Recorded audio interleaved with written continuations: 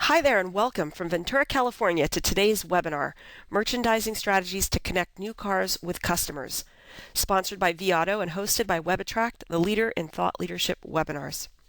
I'm Lori Dearman, Senior Webinar Producer with WebAttract, and I'll be one of your moderators for today's session.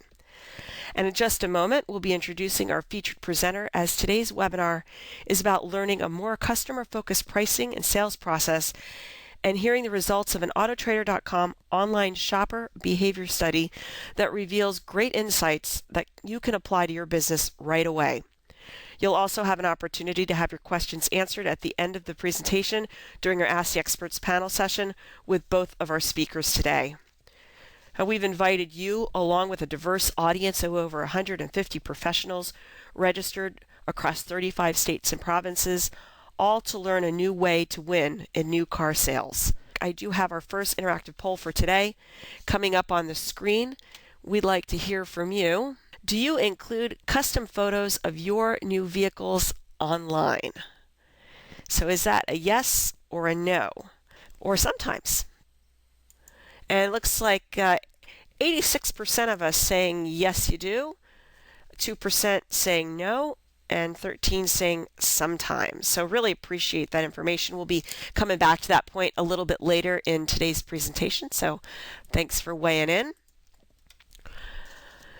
Before we do get started with our content, I want to invite John Griffin, Vice President of Performance Management Software Division at vAuto, to take a moment to welcome you all and tell you what he hopes you'll get out of today's webinar. John?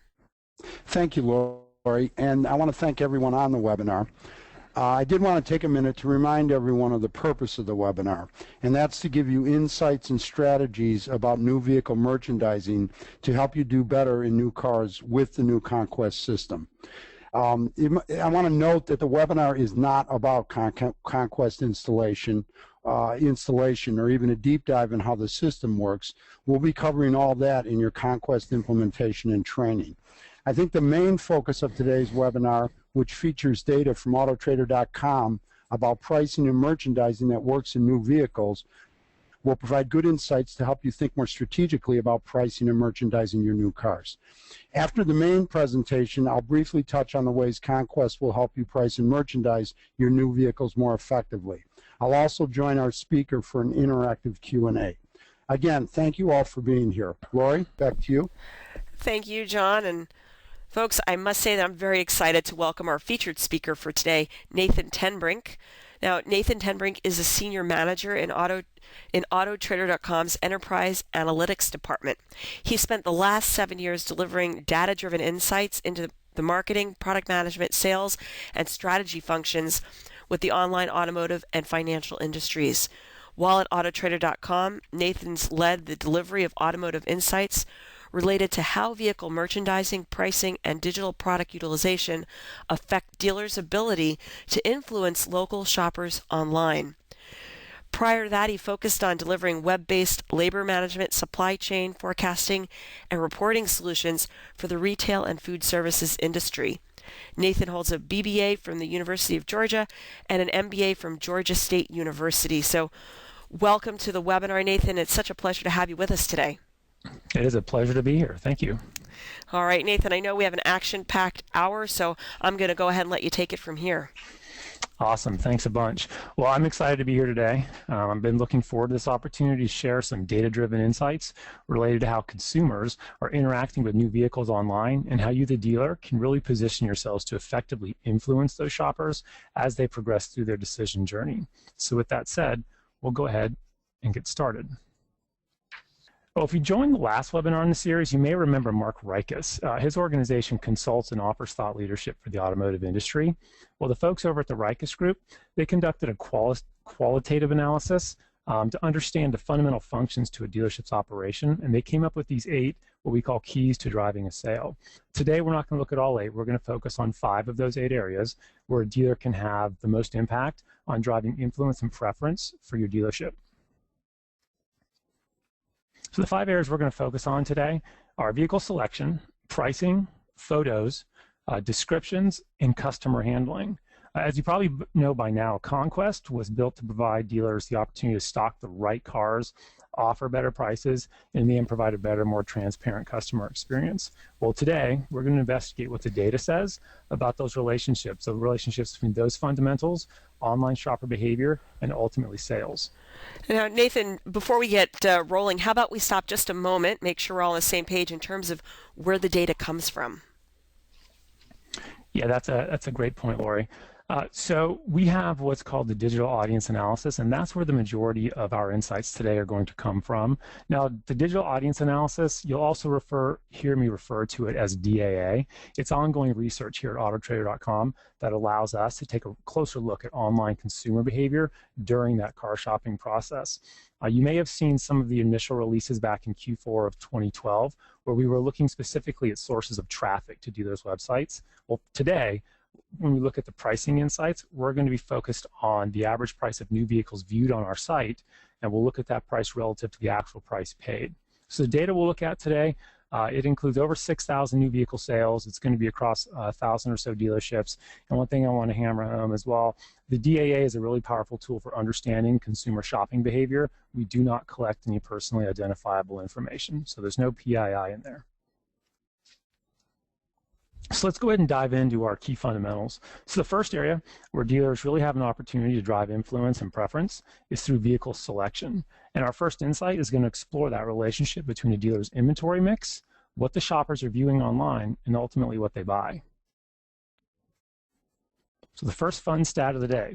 So from our DAA, we saw that 42% of vehicles shopped online were the same make as the vehicle purchased. That also means that 58% ultimately purchased a different make. And if we go one layer down, only 32% purchased the exact same model. So again, that's 68% that purchased a different model than the model they shopped online.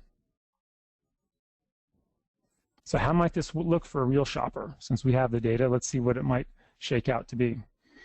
A couple things before we look at an actual shopper, though. So car buyers follow many different purchase paths. They can start out looking at one type of vehicle, but somewhere they get influenced along the way in their decision journey, and they become a different type of buyer. A lot of times new car buyers, they start out as a used car shopper. And online shoppers, they change their minds in the same way the buyers change their mind when they're on your lot. So you want to make sure you're there for them online in the same way. So here's an example of a story that we were able to capture by watching by viewing consumer behavior through digital audience analysis. So first, this shopper started off looking at a used Ford Focus and a Honda Accord. And they looked at a variety of vehicles in that mid-size sedan segment across new and used vehicles. We also observed that the shopper was back and forth between different makes and different models on autotrader.com. And then they went and they visited the dealership website. So while on the dealership website, this is where that activity really began to transition to a new vehicle focus. They ended up going to kellybluebook.com, doing some more research on a Nissan Altima, and ultimately, they bought that Nissan Altima. So what's really interesting here, too, is they started looking at the Hondas and the Fords on autotrader.com, but that's what led them to the dealership website, and ultimately, that's where they switched to what they bought. So it's an interesting trend. So what's the implication of this? It's really having a pulse on the high demand inventory. Having that right mix of inventory can really make sure you're putting your dealership in the consideration set of a potential buyer. And there's a reason that you put your used cars next to your new cars rather in the physical world. So you can walk the consumers between them. You can give them that choice. And you really want to be doing the same sort of thing in the online world. And that real shopper example that we walked through, that really does help enforce that shoppers are not just shopping between segments with new and used, but it highlights the dealership's inventory diversity can really help influence that shopper to visit your website. Another important implication, if we look back at that example, was multi-brand. So understanding what's hot in your market, like scarcity, those types of measures, those are important things. And obviously you want to bring that knowledge to the table. You know what sells, you know what's good in your local market. But again, if we think back to that example of that customer's path to purchase, it's important to understand which other make model combinations are being searched for in your market, and then perhaps carrying some of those vehicles as well. And while vehicle selection and acquisition is a critical operational function for a dealer, it also provides some market marketing value as well. So if you're not showing up in a shopper's results, you're probably not going to have that opportunity to influence or be part of that consideration set. So let's move on to the next key function. So the next area where we have this opportunity to drive influence and preference in the online space is in the pricing. But before we jump in, Lori, can we queue up that next poll question? Sure thing. So folks, coming up on your screen is that next poll. And if you would weigh in, if you posted a price other than MSRP, would you expect gross to go up or go down? So let's see how folks weigh in on this one. Okay, let's take a look. So I'm showing 54% of us saying go up, while 46% of us are saying go down. Does that stack up with what you were expecting, Nathan? Yeah, it's right in the middle. It is, really. Yeah, it's sort of a 50-50 cut almost there. So yeah, we'll hop over to the next slide then. Absolutely. Because if it's 50-50, it's kind of hard to tell what's happening. So let's talk about that perception then. That was a great lead in with that. So 54% of you thought that pricing below MSRP would make it go up, and 46 thought it was going down. So there is a long-held belief that greater transparency in the car business, and specifically around the deal, chips away at dealer profits. A lot of times it's described as this race to the bottom. It's the idea that transparency erodes value, it erodes gross. But what we're seeing in the digital audience analysis is giving us some new evidence to the contrary. In fact, we may want to try to reword that to make it a race to the consumer. So before we get too deep into it, though, let's talk about some of the first things that we noticed when we began looking at the consumer behavior and the shopping trends in digital audience analysis. The first thing we noticed was about 60 days out from the actual date of purchase, shoppers are viewing a really wide range of vehicle pricing. We might even assume that some of those shoppers have an idea of what they'd like to pay, but there's also probably some low aspirational shopping going on. Maybe they're trying to figure out what they can get for their money. Specifically what this graph is demonstrating, though, are the VDPs, that's the blue line, that were viewed compared to the average price paid for a new car, which is the orange line. And as you can see, the variation in the VDP views, it narrows and rises the closer you get to the purchase date, with the exception of that one really low outlier. That VDP activity ranges from about $18,000 to about $29,000. You'll also notice the top end of that VDP activity, it doesn't change as much as the lower side of that VDP activity. And that points to some interesting shopper behavior that might be associated with their consideration and their evaluation of their options at various price points. And potentially, there might even be some trim shopping in there. And that's something to keep in mind. We're going to revisit this a little bit later, because if you're doing that kind of shopping, the importance of those custom photos really bubbles to the top. But in general, this provides some really interesting insights into how shoppers are learning as they progress along their decision journey. So what else did we learn? Let's see. So 76% of new car buyers actually pay more than the price point that they shopped. Now that amount, it depends on different circumstances, but for new car buyers, they paid about 1% more. For new car buyers who shop new cars, I should say about 1% more. For used car shoppers who ended up purchasing new, it's about 25% more. And we see this in the DAA data repeatedly and consistently. That stat applies regardless of dealer size. We cut it by a number of different regional DMAs. We looked at luxury, non-luxury makes, imports, domestic, and this statistically does hold up pretty well. So the average price they're paying, again, is about $32,000. So if you remember from 2 slides ago, we had the line chart, that's well above the prices that they looked at online. So now we want to move on to explore the effect of pricing below MSRP versus at MSRP. What we found was that on autotrader.com, when looking at price exclusively, so that's taking out the other factors like merchandising, vehicles that were priced below MSRP, they garnered 34% more VDPs than vehicles that were listed at MSRP. Again, that's exclusive of the that's exclusive to pricing. We took out the merchandising impact. And if it drives that many VDPs, why are VDPs so important? I'm going to assume everybody on the call knows what a VDP is, but I would be remiss if we didn't at least talk to it a little bit. So before we jump right into the VDP, though, let's talk about the SRP, the search results page. So this is our virtual drive-by. In other words, I like to call it the gateway to the VDP. It really is that pre-VDP opportunity to interact with and influence shoppers. Onto our VDP, our vehicle detail page view. So the reason why the VDP, or the vehicle detail page view, is such an important metric is that typically the more VDPs that dealers' listings get, the more successful those dealers are on our site. So back to why they're so important. Again, when you list below MSRP, you get 34% more of those VDPs. This is a cool stat, but this is a shopper stat. So we know that that VDP is where you're in your shopping. But what if we were able to take this a step further and look at this through the lens of our DAA and better understand the impact on buyers? So take this stat from shoppers and really see what it does to buyer behavior. And what we found was that dealerships who listed below MSRP online, they captured 11% more buyers at their store. So what do I mean by captured? Well, specifically, it's just another way to say that the dealers who listed below MSRP, they sold 11% more new cars than those dealers who were selling at or listing at MSRP. So just a small decrease in the price listed, it could really attract 11% more buyers. So the bottom line is that the dealers with this pricing strategy for the dealership, they earn more customers. But we want to take this one step further. We want to look at how far car buyers will travel to make a purchase.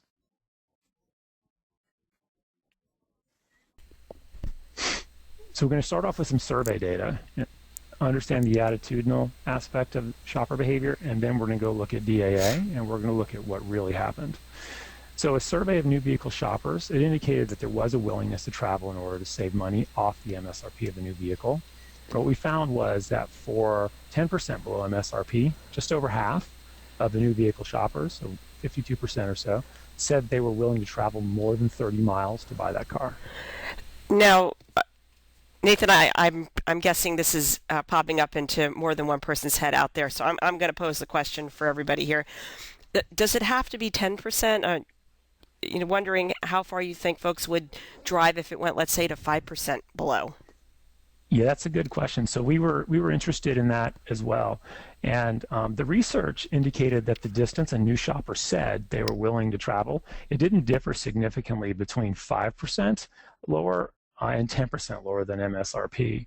And that kind of brought up a very interesting implication, that being that driving down the price is not necessary. Simply using an alternative to MSRP may be the key. And we want to touch on that a little bit later. We're going to do some analysis and show some insights relative to the MSRP terminology, and it sort of brings that home that it's not about driving the price down. It might just be about not being at MSRP. So again, this was our survey data. Folks said that they would travel for a vehicle that was listed below MSRP. So we go to the DAA and see what behavior tells us, so we can understand exactly what happens behaviorally. So what we saw supports the attitudinal research. That's fantastic. Specifically in DAA, the car buyers actually traveled 10 miles further to buy cars that were listed below MSRP versus cars listed at MSRP. So the 10-mile number doesn't seem like a huge deal, but it does show that shoppers, they'll go to the next dealer in the absence of a strong pricing strategy on the site. So what's the implication? Well, first and foremost, pricing transparency, it attracts the most valuable buyers, and it really can increase dealer profitability. In fact, our data is showing us that there is a significant opportunity for additional incremental profit at the dealership. That can take the form of a different make and model vehicle sale. It also includes service and maintenance contracts and things like extended warranties. The second implication is that new cars priced below MSRP, they can attract more attention online, and that's what's going to drive the influence and preference for your dealership through your inventory. It also means that it's not a race to the bottom, it's a race to the consumer, and the prize is the opportunity to influence them. And keep in mind too that they're willing to spend the additional money at your dealership if the value is right. It also means that they're going to be traveling further to do so. So we established a few minutes ago that VDPs are an important communication mechanism to potential buyers.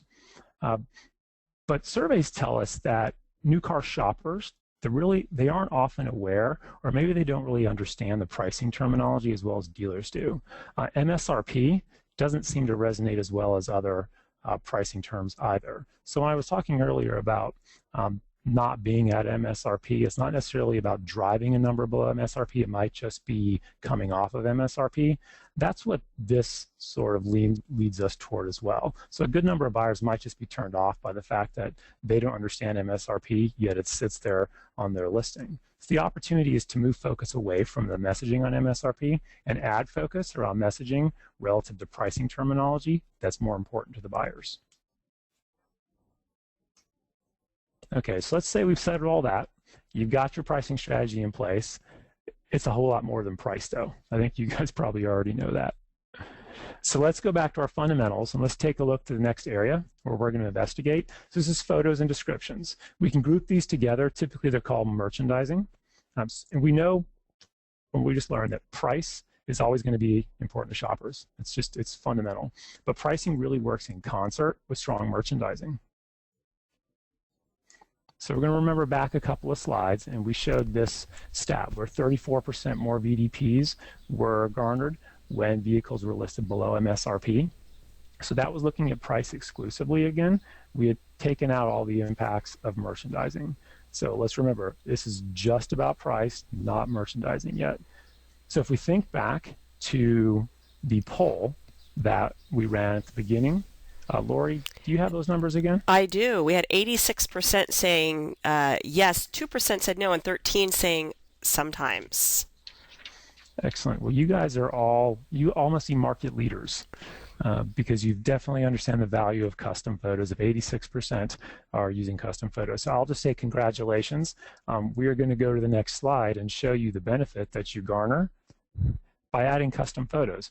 That 34% jumps to 186% more VDPs when you add in custom photos. So the folks who are not using custom photos on their new cars yet, this is a huge opportunity for you to raise the level of influence and to bring your inventory into the consideration set of shoppers online.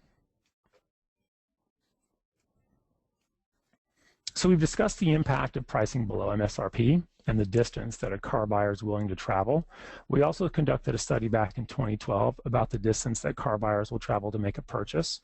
And we wanted to look within this study at the impact of merchandising. So we called this our geo-distance analysis. And it was great. It was great insights, great attitudinal research. But what we want to do is bounce this attitudinal research up against DAA and analyze the real shopper behavior.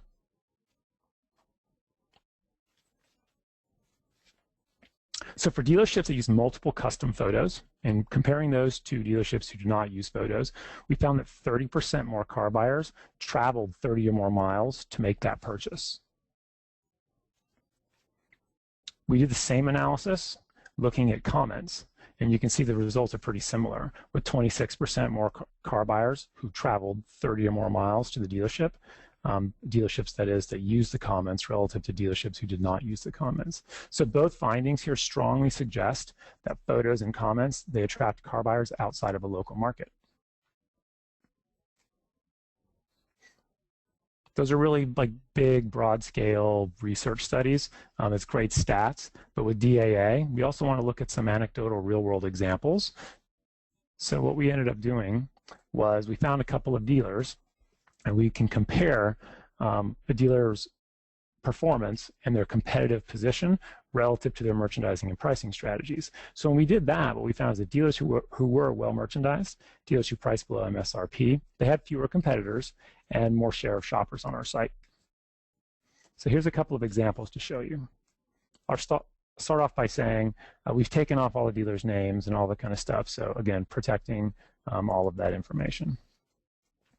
In dealer example number 1, this dealer listed a majority of inventory at MSRP. As it turned out, they were also poorly merchandised and generally priced above their market. So as a result, the car shoppers who viewed their VDPs, they were more likely to be viewing VDPs from a competing dealer in the area. Because a larger share of its shoppers were viewing the VDPs of those competing dealers, its competitive position was eroded. So we'll move on to example number 2. On the other hand, dealer number 2, they listed a majority of their inventory at less than MSRP, and they also had better merchandising, so pictures, comments, and they were priced slightly below their market, so below MSRP and well merchandised. As a result of that activity, the people who saw the VDPs for this dealer were less likely to view VDPs from competing dealers. Effectively, what they did was remove some of the competitors from the influence on their shoppers. So dealer number 2's share of influence for its shoppers was greater, in turn leaving less influence for their competitors.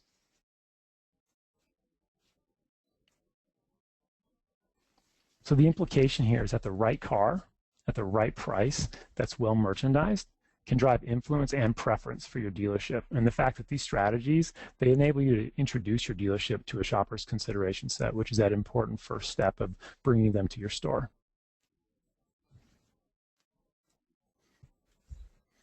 All right, so we've talked about the four of the critical operations of the dealership. So we've got vehicle selection, pricing, the merchandising components, but now we need to move offline. And so everything that you've done online to date is driven shoppers to your dealership, but that doesn't mean it's over. Unfortunately, you still have that opportunity to send those shoppers right back into the shopping process if they're not happy.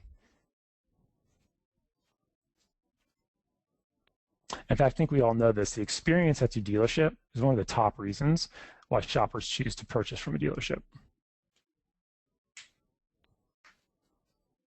Well, let's take a closer look at what that means inside the data. So in a survey conducted last year, the buyers indicated that these were the key reasons for buying from the dealership. Now, the top 3 reasons can be summarized as the right car, the right price, and the experience with the dealer. What's interesting is that the experience with the dealer was ranked number 3 on the list. It wasn't lagging, it's just number 3 on this list. However, if we take a closer look at the responses, some really interesting insights begin to emerge. So here's that full list again. And so by adding in other responses related to dealer interactions, some of those dealer interactions are direct, others are more indirect. What we see, though, is the impact of dealer experience, or that brand the dealer has built, it grows to 60% of responses. So the top 3 reasons, they may be the right car, the right price, and the experience with the dealer at the highest level, but in aggregate, that dealer experience, it can create a tipping point that turns a shopper into your customer.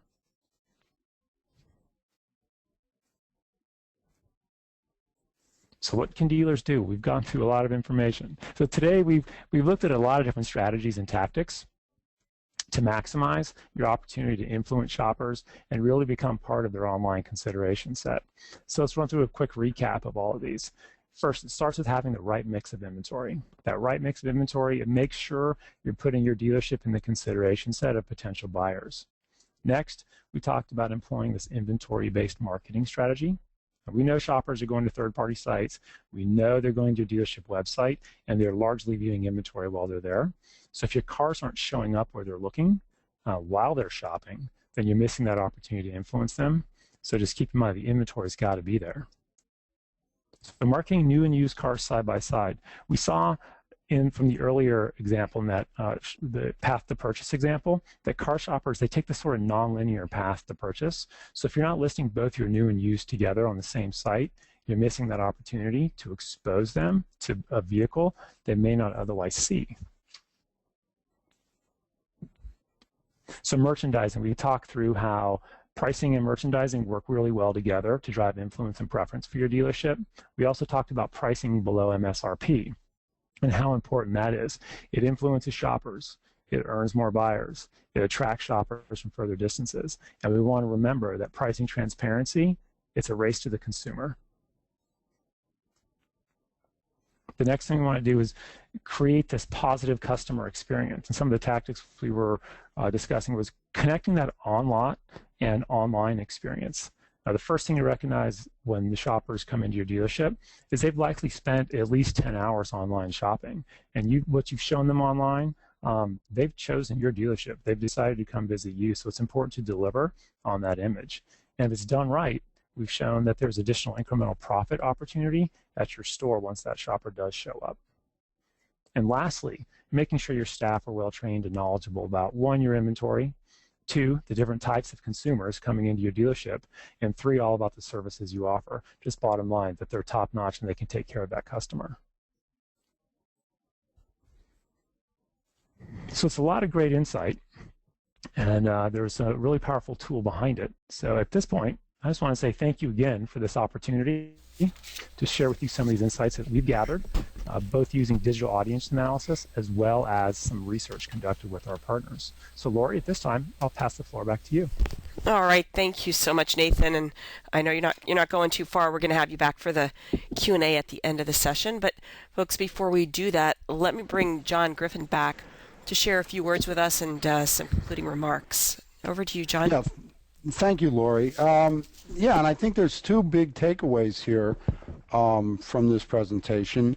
The first one being that, putting prices other than MSRP on new vehicles increases traffic and profitability. And the second one would be you don't have to give it all away. I mean, it clearly indicates that each car has a sweet spot, and our challenge would be to locate that.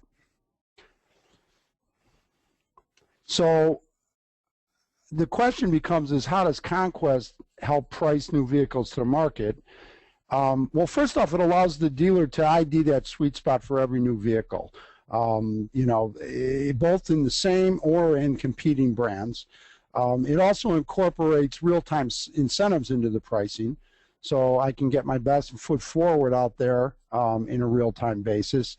And lastly, it makes pricing automatic, which means that we can set it up based on makes, models, invoice, and MSRP, and automatically move those prices out into the marketplace.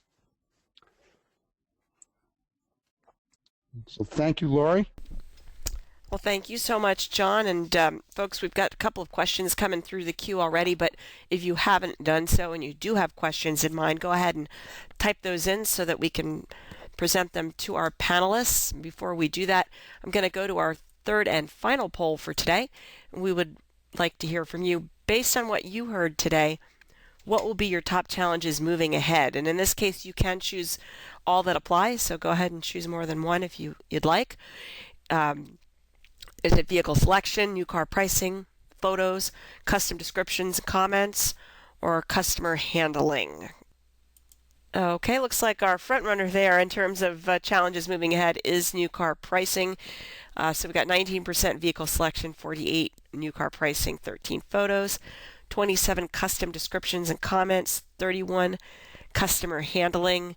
Do hope certainly that the information and analytics that you had today were helpful in that process. And without any further ado, I'm going to ask our speakers to step up to the virtual podium in preparation for those questions. But folks, if you do want to continue the conversation after the webinar, there are resources available on the vAuto.com website under Dealer Resources, including a PDF of today's presentation. So if you want to download a PDF of what was presented by Nathan, it will be there.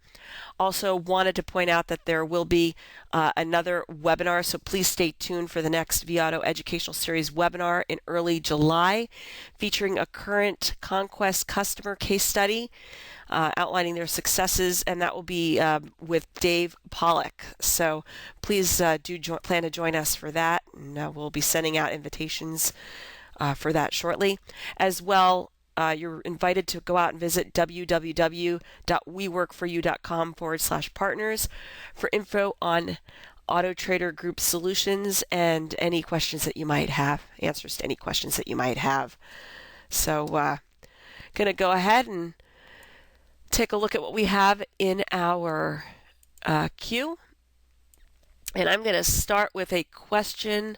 This looks like a good one for you, Nathan. Matt's asking, curious if the path of a search used for Ford to used Honda to new Nissan was organic and just consumer driven, or if any of those paths were clicks onto display ads or lease payments, etc.? So that's a great question, and that's a question that we have as well. And unfortunately, I don't have a specific answer for that. We are still investigating, and we are looking to answer that specific question when it comes to path to purchase, or just within the shopping experience. What is a shopper seeing, and what are they interacting with that might be influencing that path? So it's a great question. We're not quite there yet. Okay. Very good. Got another one. Oh, actually, here's a good one for you, John. What kind of results are you hearing from dealers using Conquest? Lori, our preliminary results over the last few months have been extremely positive.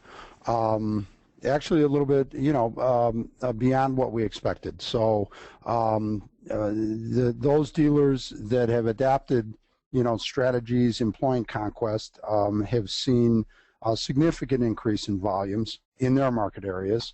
But I will also qualify that a little bit in that, most of these dealers that are initially out in the market with Conquest are also dealers that implement very effective merchandising strategies, which Nathan spoke to a lot. So, getting back to that price, it's not all about price. We're seeing positive results for those dealers who also have their photos and their descriptions and the other merchandising keys put into place. So, but overall, they've been extremely positive. Okay, thank you. And this one for you, Nathan. David's asking, is it best to show what a pre-discount is before rebates and incentives are applied to the price on a particular model? That's a very interesting strategic question. I guess anecdotally, I know that we see good results when you have, even if you list MSRP, but you're showing another price next to it, that works really well. Specifically, we didn't dig into that during this analysis, but just based on the insights that we did capture, I think we can infer that is probably a good idea, because again, as long as you're not completely anchored to the MSRP, we showed that shoppers both said that they weren't familiar with MSRP. They liked the other terminology better. And then when we watched the actual behavior, we did notice that their behavior leaned toward the non-MSRP pricing. So we didn't specifically say if it's there but there's another, is it better? But because there's another, it's inferred that it's aligned better to both the attitudinal and the behavioral research that we have. Okay, thank you. This question for you, John. Lisa's asking, what is the best pricing scenario for dealers in prime GM purchasing area? Well, I'm not positive what pricing scenario, what prime GM purchasing area actually means, but I'm going to assume it's a market that's highly competitive in GM product. In that scenario, I would think, consistent with what Nathan talked about, what I want to be able to do is price in an appropriate and competitive position to my competition. And then I think the differentiator is going to be what type of inventory I have. Do I have the inventory that may be a little bit more attractive to the market than the inventory that my competitors have? Do I have the ability to differentiate it a little bit and move towards those type of vehicles which provide a little stronger value proposition to the customer? And then I think, secondly, I need to be able to provide a very strong and compelling brand image out into the marketplace and give the customers a reason to choose my dealership over the competitor's dealership. So brand is going to be, the dealership brand is going to be, I think, a big piece of that. And certainly consistent with what some of the things Nathan talked about, I need to find a way to communicate that in a compelling manner to the customer, and then also back that up with an in-store experience which reinforces that value perception that the customer had on my online listings. Okay, thank you, John. Nathan, this one's from John. What about video? what is the difference in engagement between just looped still shot pictures of the car or actual live footage? That's a really good question. So video does improve the performance. We've seen that. However, I don't know if we've ever cut into the video and done the comparison on what's in it. So I don't know if a still loop, if just still shots is better than an actual moving video. But the data does tell us that the video improves VDP performance. Okay, another one for you, Nathan. Tracy's asking, what is the optimal number of photos for new cars? The $64 million question. That's right. This is a great question. So the short answer is there's no magic number. But when it comes to custom photos and new cars, adding custom photos always has an incrementally positive impact on your VDPs. Now, you do get to a certain point where the incremental lift in VDP activity diminishes. Now, that point is reached, though, it's a different point for different dealers in different markets. So there is no one right answer, but if you look around your local market and look who your competitors are, you can probably run a little experiment to see at what point you hit your optimal number that would fit for your business. Okay, I think we're on a roll here, Nathan. This one coming from Katie. We price our new vehicles with MSRP and a sale price. Should we be using just a sale price instead of both? Yeah, I would harken back. I think this is similar to the question that was asked earlier, and I would go back to some of the research that was reviewed today, again, on that MSRP terminology, and leaving it there. I don't know technically if it's bad or good, but having the sale price associated with it, it's actually anchoring you to something that the shoppers are more comfortable with. So that's a good practice, because we've shown both attitudinally and behaviorally that shoppers will travel farther, they'll pay more, they'll engage more with a non-MSRP priced vehicle, and so adding that sale price is a good thing. Okay. Another one for you, Nathan. If I post a price below MSRP, what's the average number of VDPs I should see on a daily or weekly basis for my new cars? That's another really, really good question. So I think the data nerd in me is going to come out on this question. And that's a single factor that goes into how many VDPs that you're going to get. So I don't have a number that says you're going to get 50% more, 4,000% more VDPs by pricing below MSRP. What I do know, though, is that on our website, about 20% of dealers are pricing exclusively at MSRP, and so that's 80% of the dealers who are pricing new vehicles below MSRP. So of that big giant 80% bucket that have at least some of their vehicles priced at MSRP, 2/3 of their inventory are being priced below MSRP. So I don't know what lift you're going to get, but if you looked around your local market, there's probably an 80% of them or so are pricing their new vehicles at some, or at least a percentage of their new vehicles below MSRP. So you want to make sure that you understand what sort of competitive position you're in, and what your pricing strategy is doing to either support or in some cases maybe be a detriment to that pricing strategy.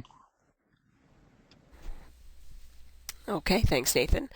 Tracy's asking, this one also for you, Nathan. Regarding the importance of descriptions, are VDPs driven more by seller note descriptions with vehicle information, or dealer information, or information about the deal, for example, payments? So which of these should be prioritized?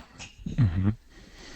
So we've not done any specific text mining on this, but again, we'll probably infer some of the attitudinal research and then the behavioral research that we've done, knowing that the commentary around the vehicle information, so describing that vehicle more fully, but then also understanding the dealer. So you're creating this environment online that, one, is attracting that shopper initially through that vehicle, but then leveraging those comments to also promote some of the other dealer-based value proposition that you've built. So if we think back to some of the feedback on the surveys for why you bought from a specific dealership, there are all these direct and indirect mentions for the dealership experience. We have things in there like referrals from somebody else, the type of salespeople that you have.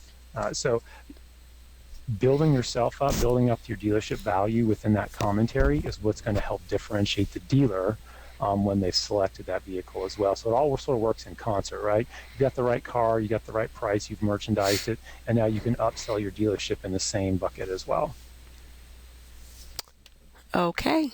This one for you, John. And the question is, what specific things can help a dealer create a positive in-store experience? Yeah, that's a good question, Lori. I think probably most important is that, you know, we provide a transparent experience in store. So, you know, I want my sales process to be one that's comfortable. I probably want it somewhat scripted, and I would definitely want it transparent. And you know, that's not always the case in all dealerships. I want to be prepared to reinforce the information that we've given outline and validated, and also to provide any other information in a credible manner to the customer, with the intent certainly of affirming the customer's shopping process to get and discover that value proposition to begin with. You may even use some point of sale material in the dealership, both to reinforce the value proposition of the customer experience and also to reinforce the dealership brand. So what we don't want to happen is for the customer to have an online experience that conflicts with the brand that we've communicated to them out on the internet. So we don't want things that are going to confuse the customer or in a way appear to be withholding information or in any way hiding information from the customer. So we need to open that up, be very transparent and very comfortable, as we were online. Okay, thank you, John. For you, Nathan, David's asking, will a link to print a window sticker improve VDP? That I do not know. I've not seen that come up in the data before. Okay, yeah, interesting question for sure. It is definitely. Okay, let's see. We've got one more here for you, Nathan. For dealers who price new vehicles below MSRP, how far below MSRP are they actually listing? Yeah, so well, specific pricing, that's a dealer by dealer decision. Some folks have figured out where that optimal price is, you know, as the ultimate automotive marketplace. They've done a good job of figuring out how to be competitive there. So I haven't dug into specifically what the competitive advantage, if you will, of one particular dealer. But I do know in aggregate, like I said earlier, that about 80% of dealers who have new cars will price them below MSRP. And of those 80%, 2/3 of them are have some percentage of their car below MSRP. So while that specific number is up to the dealer, again, I would say look to your local market and understand that competitive landscape, because that's going to help you craft that pricing strategy that optimizes your ability to impact shoppers and pull your inventory into their consideration set. Okay, thank you. Nathan, Amy is asking, do most customers search based on the default of search all, or do they search used, new separately? So our site has recently changed. So these numbers are a little bit older, but it's a good mix of both. What we find is that the initial search can come through the all search. That's I think the number it used to be up over the 60% range, where the default search was the all. Once they're into their search activity, at that point, the changes are as unique as the number of people that come through the website, but the vast majority of the activity was running through the all path. Again, that goes back to some of that, the importance of having that new and used together, because folks are going to be seeing new and used vehicles together a lot. All right. Thank you. Got another one here. How can dealers differentiate their dealership experience from competitors on autotrader.com? It's another really good question. So I would think back probably to that survey of why consumers bought from a specific dealer. You know, we had those three big ones: the car, the deal, and the dealership. And my advice would be to leverage the merchandising components to differentiate not only your inventory, but also promote the unique value of your dealership in those comments as well. Okay, and I think this is going to be the last one we're going to have time for today. This one coming from David. Nathan, is it best to show what a pre-discount is before rebates and incentives are applied to the price on a particular model? That's a good question. I may just write that one down and take that one back to my team. We may kick that one around. That sounds like a great opportunity to dig into the data again. Okay, fair enough. All right, folks, then what I would like to do before we close up for the day is give both of our speakers an opportunity to leave us with some closing remarks. So I'll go over to you first, Nathan. Awesome, Les. Thank you again for this opportunity. I really enjoyed discussing these insights with you, and my hope is that you heard some insights today that were interesting, but most importantly, proved to be useful to you and your dealership. So again, thank you, and everybody enjoy your holiday weekend. You guys are probably working really hard this weekend. All right. Thank you so much, Nathan. And over to you, John. Yes, and again, I want to thank Nathan for the wonderful presentation today, and I want to thank everybody for joining in. You know, I think the one thing we always come back to is whatever we're doing, if we want to be successful, there's probably more than one thing we have to be doing right, and I think today was a good example of that. I mean, we talked about a lot of different things that affect customer behavior on the AutoTrader site, or customer behavior when they're shopping, and buyer behavior, and it involves a lot of different elements. And that's challenging, but it's also pretty exciting that there's a lot of different things we can do to improve overall performance. So those are good things to think about and good things to work on. And everybody have a great holiday. All right. Thank you, John. And before we sign off, as well, I'd like to thank you each for joining us. Trust you found today to be of value. Special thanks to Nathan Tenbrink and John Griffin, and to the sponsor for today, vAuto. And most importantly, again, thanks for joining. This is Lori Dearman saying have a great rest of the week. Bye for now.